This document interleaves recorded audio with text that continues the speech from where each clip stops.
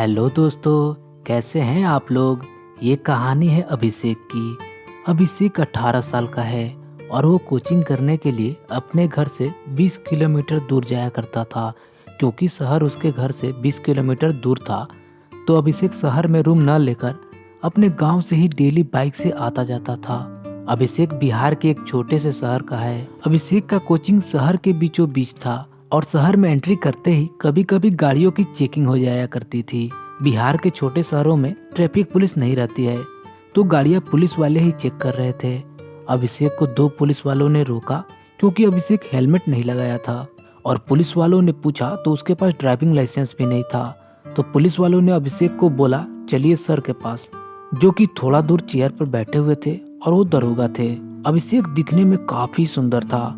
उसने दरोगा साहब से रिक्वेस्ट करने लगा कि सर छोड़ दीजिए, आपसे हेलमेट लगा कर चलूंगा। दरोगा साहब ने पूछा कि कहाँ जा रहे हो, तो अभिषेक ने बताया कि वो डेली क्लास करने के लिए गांव से शहर आता है। दरोगा साहब अभिषेक के सर पर हाथ फेरते हुए मुस्कुराते हुए समझाने लगे कि अभी तुम बहुत छोटे हो, कहीं एक्सीडेंट हो जाएगा तो माँ बाप को बहुत दुख होगा। फिर बोले कि एक काम करो, तुम मेरा नंबर ले लो और आगे से कभी कोई रोके तो मुझसे बात करा देना। अभिषेक ने खुशी खुशी नंबर लिया और उनको भी अपना नंबर दे दिया।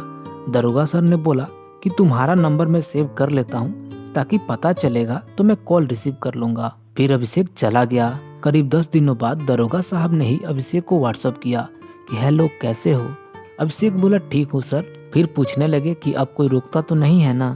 अभिषेक बोला नहीं सर, किसी ने नहीं रोका। फिर उन्होंने अभिषेक से उसके कोचिंग का टाइम पूछा, तो दरोगा सर ने बोला कि कल आना तो मुझसे मिलना, शहर में एक बहुत बड़ा कॉफी शॉप खुला हुआ है, तुमको कॉफी पिला देंगे, कोई दिक्कत तो नहीं है ना। अभिषेक बोला नहीं सर, दिक्कत कैसी, आप इतने बड़े होकर भी मुझको बोल रहे हैं, यह मेरे लिए बहुत बड़ी बात है। अभिषेक कोचिंग से लौटते वक्त दरोगा सर से मिला। दोनों कॉफी पीने चले गए। दरोगा सर इस बार सिविल में ही थे। वो कॉफी पीते पीते अभिषेक का हाथ पकड़कर फिर बातें कर रहे थे। फिर अभिषेक बोला सर अब मैं जा रहा हूँ, वरना घर वाले डांटने लगेंगे कि इतना लेट क्यों हो गया। दरोगा सर उसके बाद भी कई बार अभिषेक से कॉल पर बातें किया करते थे।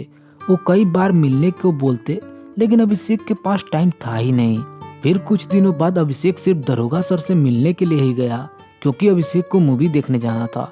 तो दरोगा सर बोले कि मैं भी चलता हूँ आपके साथ। फिर दोनों मूवी देखने गए। दरोगा सर और अभिषेक दोनों आपस में चिपक कर बैठे हुए थे। धीरे धीरे दोनों एक दूसरे को किस करने लगे। थोड़ी देर बाद मूवी खत्म हुई तो दोनों बाहर निकले। दरोगा सर दिखने में काफी हैंडसम थे, लगभग 55 साल की उम्र थी उनकी। दरोगा सर ने अभिषेक को बोला कि तुमको जाने देने का मन नहीं कर रहा है, जी तो कर रहा है कि हमेशा तुमको ही देखता रहूं। अभिषेक ने बोला कि मुझे भी आपको छोड़कर जाने का मन तो नहीं कर रहा है, पर क्या करूं, घर तो जाना ही है। दरोगा सर ने बोला कि अभिषेक मैंने जब तुम्हें पहली बार देखा था ना, तभी तुम मुझे बहुत पसंद आ गए थे, पर कुछ कह नहीं पा रहा था, और आज जब इतना सब हो ही गया है तो मैं आज तुमसे बहुत खुश हूँ कि चलो कम से कम आप मुझ में इंटरेस्टेड तो हो। तो अभिषेक ने बोला कि मैं लाइफ में पहली बार प्यार किया हूँ, वो भी आपसे।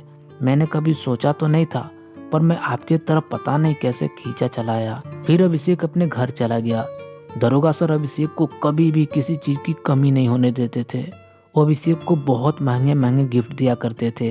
फिर एक दिन अचानक अभिषेक ही बोला कि सर मैं आपसे आपके रूम पर मिलना चाहता हूँ। तो दरोगा सर बोले कि मेरी तो बहुत पहले से इच्छा है, पर कभी मैं आपसे बोला नहीं कि कहीं आप बुरा ना मान जाओ। फिर अभिषेक क्लास के बहाने शहर गया और उनके रूम पर पूरे 3 घंटे तक मस्ती किया।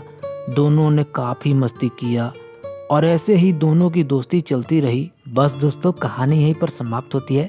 अगर आप लोगों को ये कहानी पसंद आती है तो कृपया इस चैनल को सब्सक्राइब जरूर कीजिए। मिलते हैं बहुत ही जल्द एक और नई कहानी के साथ।